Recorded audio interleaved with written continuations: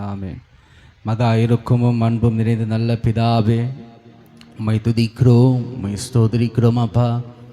ஆண்டவரே, இந்த இரவு வேளையின் துவக்கத்தில் ஆண்டவரே அப்பா, சபையார் நாங்கள் அனைவரும் ஆண்டவரே ஒன்று சேர கர்த்தர் உதவி செய்த கிருபைகளுக்காக நான் நன்றி செலுத்துகிறேன். ஆண்டவரே, ஒரு சில மணி நேரங்கள் கர்த்தர் ஆண்டவரே உம்முடைய வார்த்தைகளை கொண்டு நீர் எங்களோடு கூட நீர் பேசுவீராக, என்னை பலப்படுத்துவீராக. என் மாம்சங்கள் என் வார்த்தைகளை கர்த்தர் நீர் மறைத்து ஆண்டவரே உம்முடைய ஞானத்தை காத்து நீர் கொடுத்து ஆண்டவரே பரலோகத்திலிருந்து ஆண்டவரே உம்முடைய சத்தத்தை நாங்கள் எல்லோரும் கேட்க உதவி செய்வீராக. வார்த்தைகளை தெளிவாய் பேச ஆண்டவர் உதவி செய்வீராக. ஆண்டவரே, உம்முடைய கரம் எங்களோடு கூட இருக்கட்டும். தாழ்த்துகிறோம், எளிமையாகுகிறோம், நீர் பேசும், நாங்கள் கேட்கிறோம். இயேசு மூலமாக இருக்கு நல்ல பிதாவே. ஆமேன், ஆமேன், ஆமேன். கர்த்தர் நல்லவர். தொடர்ந்து நம்ம அந்த வேத வசனத்தை வாசிப்போம். இரவுமையாக எழுதின தீர்க்கதரிசன புஸ்தகம் 31வது அதிகாரம் 25வது வசனம்.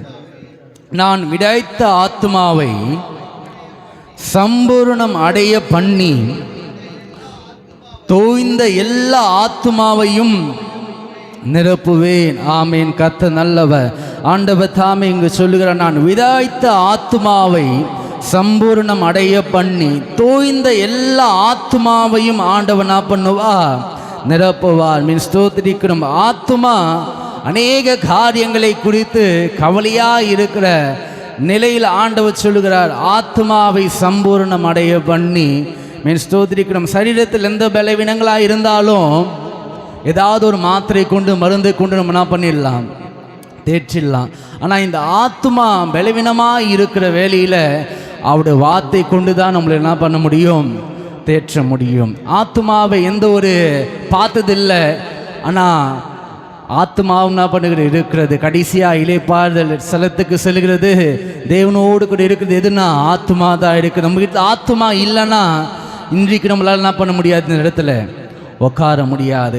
ஆத்மாவை ஆண்டவன் என்ன பண்ணுகிறார், சம்பூர்ண அடைய பண்ணி அந்த ஆத்மாவை எல்லா கவலைகள் இருந்து ஆண்டவன் என்ன பண்ணி எடுத்து போட்டு அவருடைய நன்மையினாலே கர்த்தர் என்ன பண்ணுவார், நிரப்புவார். ஆண்டவர் அப்பதான் இப்படியா சொல்லி அழைக்கிறார். எல்லாருக்கும் தெரிந்த வசனம் தான் நான் வாசிக்கிறேன். மத்தேயு 11வது அதிகாரத்தில் 28வது வசனம். வருத்தப்பட்டு பாரம் சுமக்கிறவர்களே, நீங்கள் எல்லாரும் என்ன பண்ணுங்கள், என்னிடத்தில் வாருங்கள், நான் உங்களுக்கு என்ன பண்ணுவேன், இளைப்பாறுதலை நான் என்ன பண்ணுவேன், தருவேன்.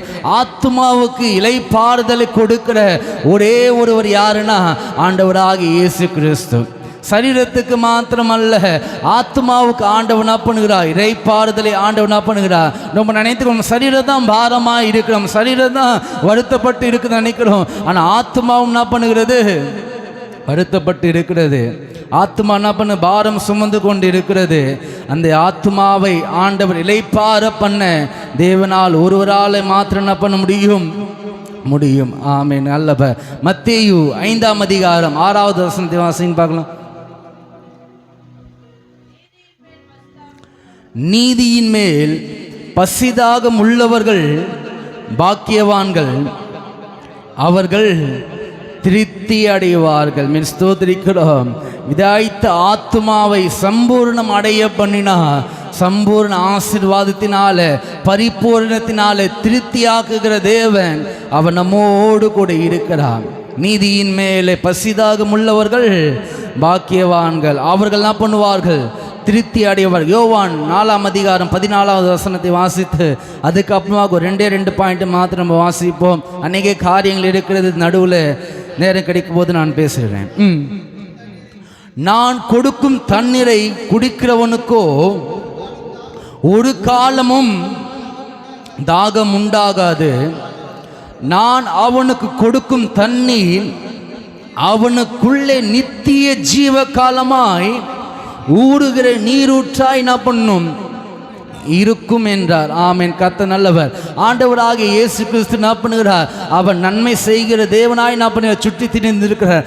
ஆண்டவர் ஒரு மனிதனுக்கு நன்மை செய்கிறார், ஒரு மனிதனுக்கு ஆண்டவர் அற்புதம் செய்கிறார் என்றால் பரிபூரணமாய் ஆண்டவர் என்ன பண்ணுவார், செய்வார். ஆண்டவர் அதை சொல்லுகிறாரு, ஒருவன் தாகமாக இருப்பார், ஆனால் ஆண்டவரிடத்தில் என்ன பண்ணுவார், கேட்க கடவன். ஆண்டவர் என்ன பண்ண, தாகமாக இருக்கிறவர்களுக்கு ஆண்டவர் என்ன பண்ணுகிறார், இலவசமாய் ஜீவ தண்ணீரை ஆண்டவர் என்ன பண்ணுகிறார், கொடுக்கிறார். வசனம் இப்படியாக சொல்லுகிறது, நான் கொடுக்கும் தண்ணீர் குடிக்கிறவனுக்கு ஒரு காலமும் என்ன பண்ணாது, தாகம் உண்டாகாது. அவர் நம்மை ஒரு முறை ஆசீர்வதிப்பாரானால், ஆண்டவர் ஒரு முறை நம்ம தாகத்துக்கு ஆண்டவர் தண்ணி கொடுப்பாரானால், வசனம் சொல்லுங்க, அடுத்த முறை நமக்கு என்ன பண்ணாது, தாகம் என்ன பண்ணாது, எடுக்காது. அடுத்த முறை நமக்கு தாகம் என்ன பண்ணாது. ஆண்டவர் ஒரு முறை நம்மளை போஷிக்கிறார், அடுத்த முறை நம்மளுக்கு எப்படி இருக்காது, பசி என்ன பண்ணாது, எடுக்காது. ஆண்டவர் நம்மளை ஒரு முறை நம்ம சுகப்படுத்துவாரான்னு அடுத்த முறை அந்த பலவீனங்கள் நம்மளுக்கு என்ன பண்ணாது, வராது. சரீரத்து ஜுரமாக இருந்தாலும் சரி, இல்லைன்னா நடக்க முடியாத கால் வெளிகள் எதுவாக இருந்தாலும் சரி, ஆண்டவர் ஒரு முறை அற்புதம் செய்வாரானால் அடுத்த முறை என்ன பண்ணாது, அந்த வியாதியோ அந்த பலவீனமோ எதுவும் என்ன பண்ணாது, வராது. நம்ம வரும் என்று நம்ம நினைக்கும் போது தான் நம்மளோட அவிசுவாசத்தினாலே மீண்டுமாய் என்ன பண்ணுகிறது, அந்த பலவீனங்கள் நம்மளுக்கு மீண்டும் மீண்டுமாய் என்ன பண்ணுகிறது, வருகிறது. எத்தனை பேர் விசுவாசிக்கிறீங்க? ஆண்டவர் ஒரு முறை அற்புதம் செய்வாரானால் அடுத்த முறை அந்த பலவீனங்கள் என்ன பண்ணாது, வராது. அது ஆண்டவர் சொல்லுகிறாரு, நான் கொடுக்கும் தண்ணீரை குடிக்கிறவனுக்கோ ஒரு காலமும் என்ன பண்ணாது, தாகம் உண்டாகாது. நான் அவனுக்கு கொடுக்கும் தண்ணீர் அவனுக்குள்ளே நித்திய ஜீவ காலமாய் என்ன பண்ணும், ஊறுகிற நீரூற்றாய் நித்திய காலமாய் என்ன பண்ணும், கடைசி கால வரைக்கும், ஆண்டவருடைய வருகை வர வரைக்கும் அந்த அற்புதம், அந்த நீரூற்று நம்ம சரீரத்துக்குள்ளாய் என்ன பண்ணும், அந்த ஒரு சுகம் என்ன பண்ணும், இருக்கும். அந்த ஒரு சுகம் என்ன பண்ணும், இருக்கும். நம்ம அதை விசுவாசிப்போம். ஆண்டவர் ஜபத்தினாலே நமக்கு அநேக முறை ஆண்டவர் என்ன பண்ணி இருக்கிறாரு. ஒரு சின்ன ஜுரமாக இருந்தாலும் சரி, இல்லை ஒரு சின்ன ஒரு கோல்டாக இருந்தாலும் சரி, மாத்திரை போடாமல் நம்ம ஜெபித்த நேரத்தில் கர்த்தர் என்ன பண்ணி இருக்கிறாரு, சுகத்தை கொடுத்திருக்கிறாரா? ஆண்டவர் என்ன பண்ணுகிறார், நன்மை அவர் செய்திருக்கிறார், சுகத்தை கொடுத்திருக்கிறார். ஆனால் மீண்டுமாய் நம்ம வேற ஏதாவது ஒரு காரியங்கள் நம்மளுடைய கோல்டுக்கு நம்ம சரீரத்தை உட்கொடுக்கும் போது தான் மீண்டுமாய் என்ன பண்ணுகிறது, வருகிறது. கர்த்தர் நல்லவர். தொடர்ந்து ஒரு பாயிண்ட் நம்ம வாசிப்போம். ஆண்டவன் என்ன பண்ண, சம்பூர்ணமாய் ஆண்டவன் என்ன பண்ணார்கள், அப்பத்தை கொண்டு ஆகாரத்தை கொண்டு அன்றைக்கு மலையிலே பிரசங்கத்தை கேட்டுக்கொண்டிருந்த ஜனங்கள் என்ன பண்ண, சம்பூர்ணமாய் சாப்பிட்டு திருப்தி அடைந்து மீதி என்ன பண்ணார்கள், எடுத்துக்கொண்டு போனார்கள். ஆகாரத்தில் கர்த்தர் என்ன பண்ண மாட்டார், நமக்கு குறை வைக்க மாட்டார். ஆண்டவர் என்ன பண்ண, போஷித்து நம்மளை என்ன பண்ணுவா, திருப்தியாக்க. லூக்கா 9ஆம் அதிகாரம் 13 வாசிங்க பார்க்கலாம்.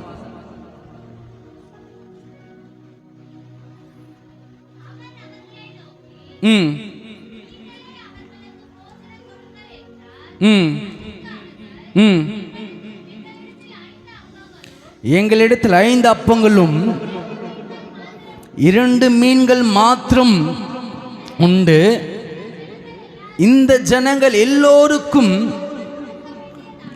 போஜனம் கொடுக்க வேண்டியதானால் நாங்கள் போய் வாங்கிட்டு வர வேண்டுமோ என்றார்கள். ஏறக்குறைய 5000 புருஷர்கள் இருந்தார்கள்.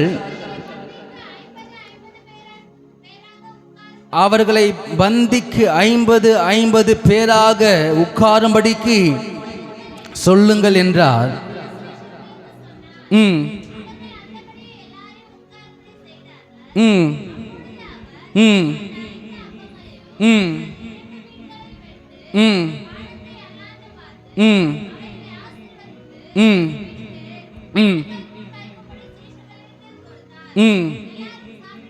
எல்லாரும் சாப்பிட்டு என்ன பண்ணார்கள், திருப்தி அடைந்தார்கள். ஆண்டவர் ஒருவனை ஆண்டவர் போஷிக்க